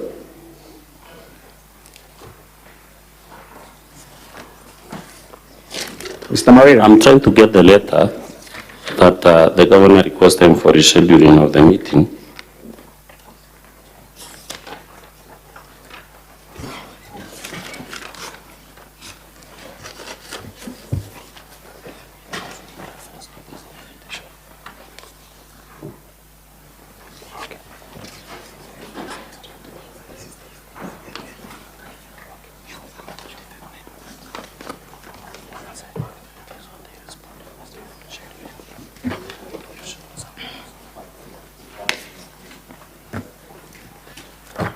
Thank you. I only have 5 minutes, Mr. Mawera. Sorry? I only have 5 minutes, so kindly answer my question. Okay. What was the wisdom of issuing summons when the governor had made a valid request? First of all, Mr. Mawera, was it a valid request for the governor to seek for postponement and rescheduling Yes, it was valid. in light of our programs? Yes, it was valid. It was valid. Yes. So normally, as a county assembly, But why I'm insisting on getting the letter, I recall that the reason why the governor couldn't appear, she stated it's because the invitation letter had been sent in a short span of time. assuming that is even the reason, that the notice was short, isn't it then even a more valid reason why the governor should ask for a postponement? No, because the governor was in Meru. If that would have been the reason. Did the speaker communicate that fact, that the governor was not going to travel to Nairobi, that she would still be in Meru, and therefore forming the basis of the summons? No. Then, Mr. Mawera, if I put it to you that the summons were ill-advised and unwarranted, Won't you agree with me? They were issued at the discretion of the Speaker of the County Assembly. I'm asking a simple question. If I put it to you that this issuance of the summons was unwarranted in the circumstances, wouldn't I be right? No. Why? Because if the governor was in Meru, there's no way she couldn't have found little time to come address matters of grave importance to the county of Meru.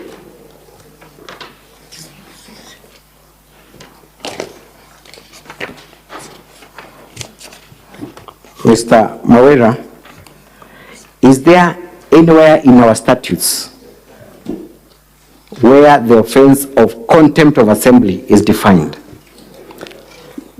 It's a requirement of the rule of law. Simple question. Is there anywhere in our statutes where contempt of assembly is defined? I beg my men to be refreshed by the council because there is an act of the county government, County Assembly Powers and Privileges Act. That says?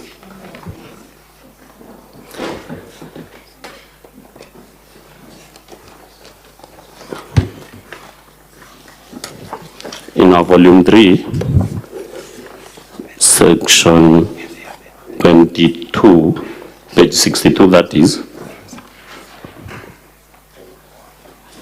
it states, no public officer shall refuse to produce before a county assembly or lab committee any paper of book record. Subsection 2, it also states,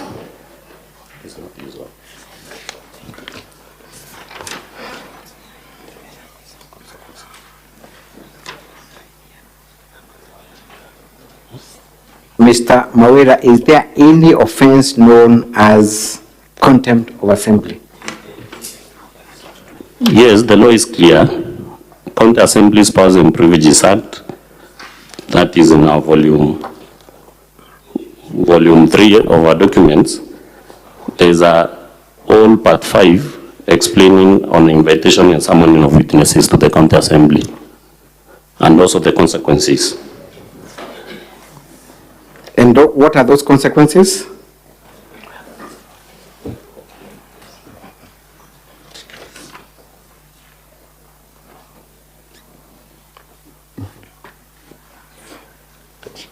Section 22 states, subsection 3, where a county assembly passes a resolution that a county public officer has contravened subsection 1, the resolution of the county assembly shall constitute a ground for removal from office of the county public officer in accordance with the constitution or any applicable law. Mr. Mawera, you have confirmed that the warrants, the summons to the governor were not warranted in the circumstances. I have not confirmed that. Mr. Speaker, sir, thank you for the opportunity. I beg for just 20 more minutes. There is a crucial issue on IFMIS that I would like to touch on. It is a crucial issue that I would like to take the witness through. I'll give you a minute. Thank you. Further speaker straight to these proceedings. I understand. We'll have 2 more witnesses. Thank you, Mr. Speaker, sir. Mr. Mawera, you accuse the governor of embezzling funds through her relatives, and one of those relatives is Nefat Kenywa. Yes. We confirmed that Nefat Kenywa, rather there is no evidence to support the assertion that Nefat Kenywa is a relative to the governor. With that in mind, and we also with the fact that Nefat Kenywa works in the office of the deputy governor, let us go through the IFMIS report. At page 22, yes. Honorable Speaker, I beg to inform that Nefat Kenywa is not currently working in the office of the deputy governor, but is the acting director for external linkages. That is your evidence before this court, this Senate? Yes, the evidence is adduced. Thank you. I'm getting you a letter to confirm. Let's go to page 345 of our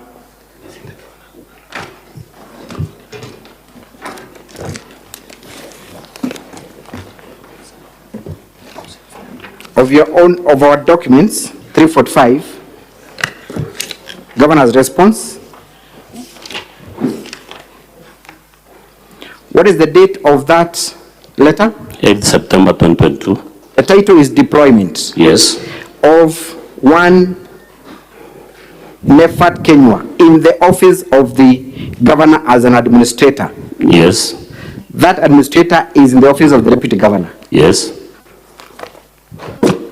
But on the contrary, Honorable Speaker, on page 347 of the same documents, there is a letter deploying the Nefat Kenywa as the director, in fact, the Directorate of External Partnerships to Affairs to perform the functions of the Office of the Director, External Partnerships, dated 9th March 2023. That is the letter appearing at 347. Yes. It confirms that the position held by Mr. Nefat Nyaga is in an acting capacity. Nefat Kenywa has been deployed. Yes. Redeployed. Yes, at the Directorate of External Partnership Affairs to perform the functions of the Office of the Director, External Partnership. Yes. With immediate effect and awaiting recruitment of a substantive director. Yes. So you confirm that he was only acting in this position? There is no that is indicated it's acting, but the letter reads. Nevertheless, Mr. Mawera, because I am pressed for time, you have accused the governor of embezzling funds through Nefat Kenywa. Yes. I want to take you through your own document at page 22. Volume 2.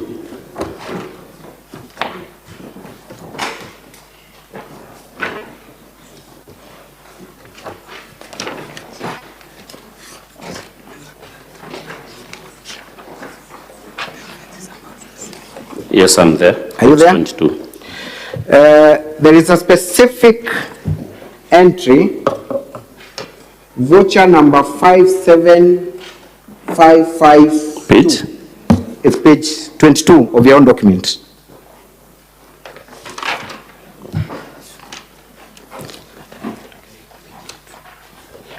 Yes, let's proceed. Read for me the voucher number. That is your IFMIS extract attached to your documents. Voucher number? Number 57552. Can you see it? Kindly guide me. It is entry number 10. 7572. It is entry number 10. Page 22. Entry number 10. 67, or it's 57589. Is it? Entry number 10, Mr. Mawera, is invoice number 57552. The documents that appear first there. 57562. Yes, entry number 10. Yes, 57562. Okay. That is a payment to Nefat Kenywa Meme, right? Yes.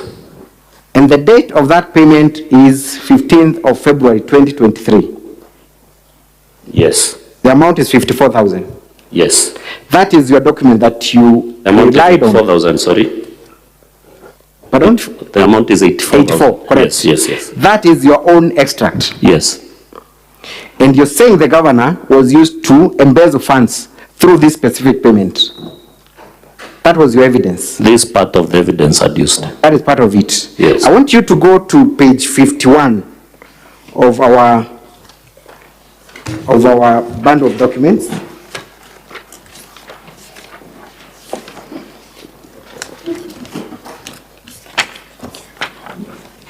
Let's go straight to page 54 actually. Forget about 51. There is a letter there. Yes.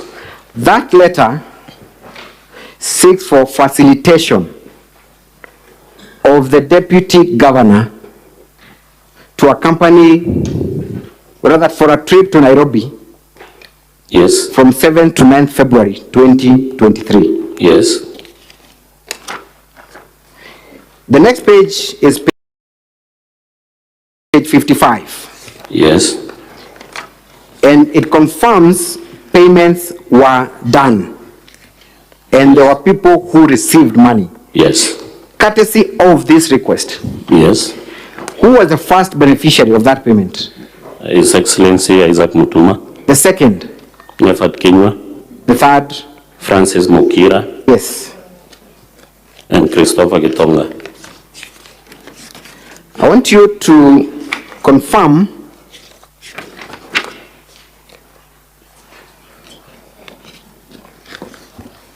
that that payment had nothing to do with the governor.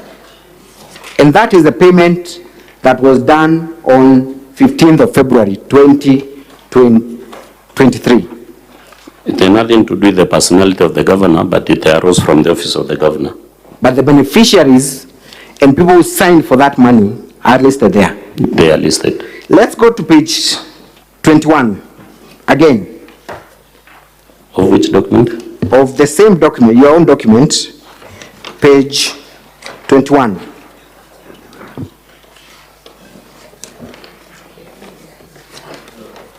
Are we there?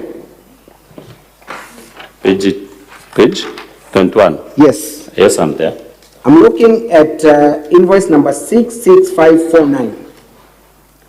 That is entry number 1, 2, 3, 4, 5, 6, 7, 8, 9, 10, 11, 12, 13, 14. Entry number 14.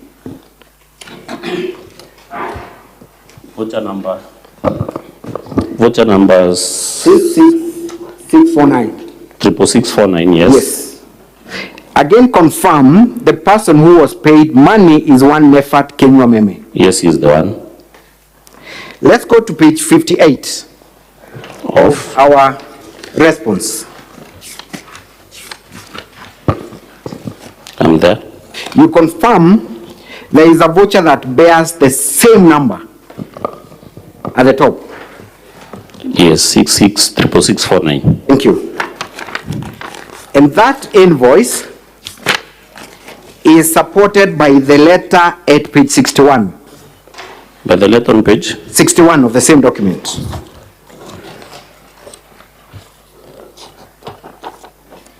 Is a facilitation for our documents, yes. Facilitation for travel on 23rd December. Who requests for facilitation? Nefat Kenywa.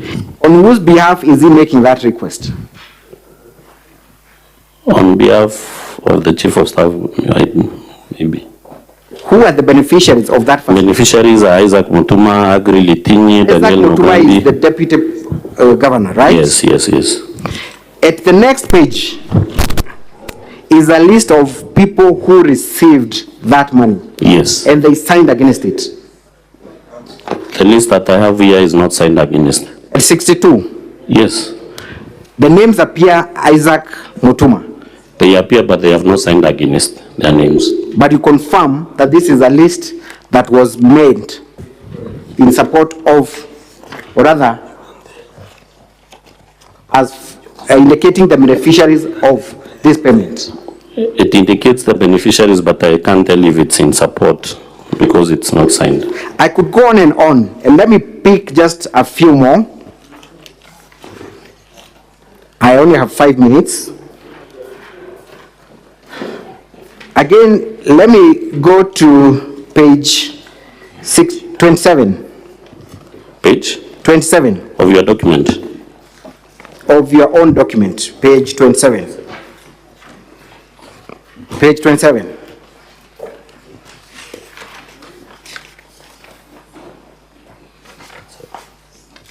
I'm there.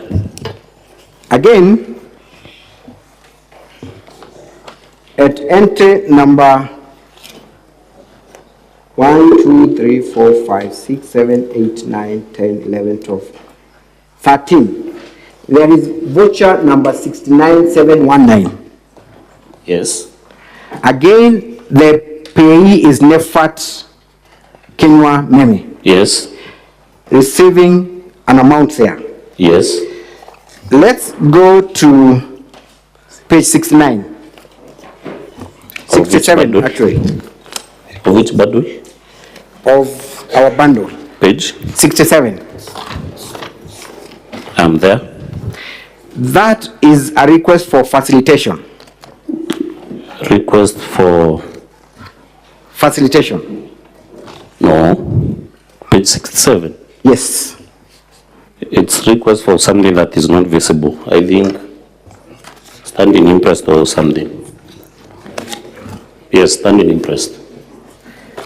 Go to page 69. Confirm that the number of the voucher appearing there is the same number of the voucher where an effort has been paid at page 27. Page 27. 69. The 69719 is the voucher number, but the voucher has not been signed by anyone at all. But it is the same number. It's the same.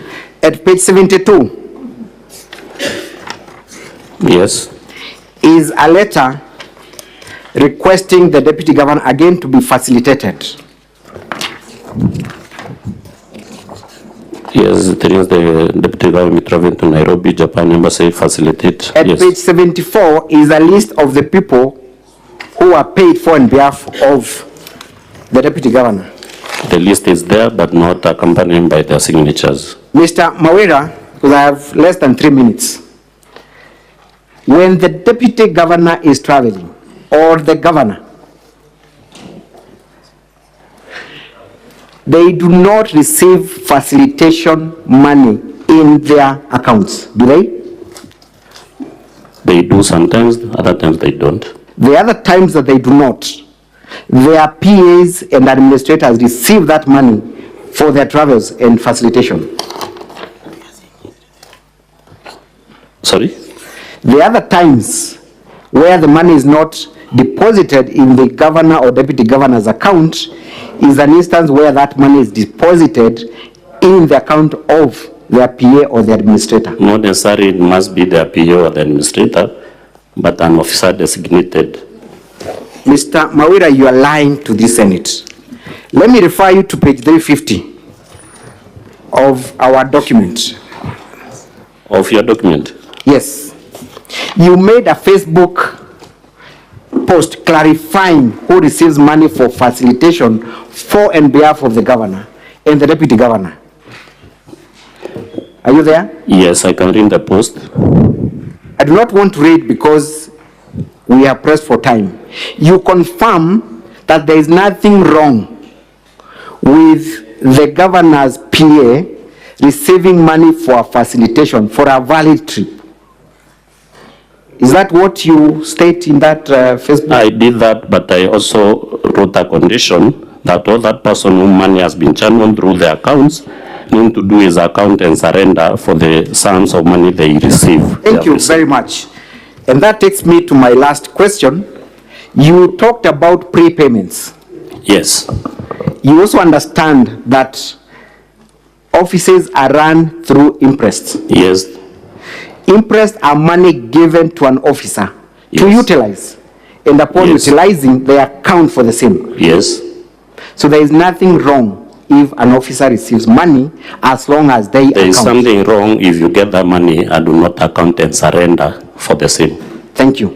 Has there been any audit in respect of all the monies that were sent to the governor's PA or the deputy governor's PA to confirm that no supporting documents were surrendered?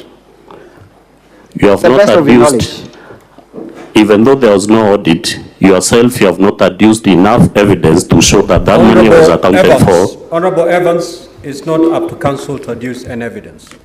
It is up to you. You brought your case here. You need to prove it. We have done that, Honorable Speaker. Have you brought any audit reports to suggest that those impressed were never surrendered with supporting documents? No audit report. Thank you. That's all for this witness, Mr. Speaker, sir. Thank you. Now, counsel for the county assembly. Do you need to do any re-examination or you're comfortable? If you have to do re-examination, you have 10 minutes. Mr. Speaker, it will be done by my learned friend, Mr. Boniface Mawera, and he will stick to the 10 minutes. Honorable Speaker.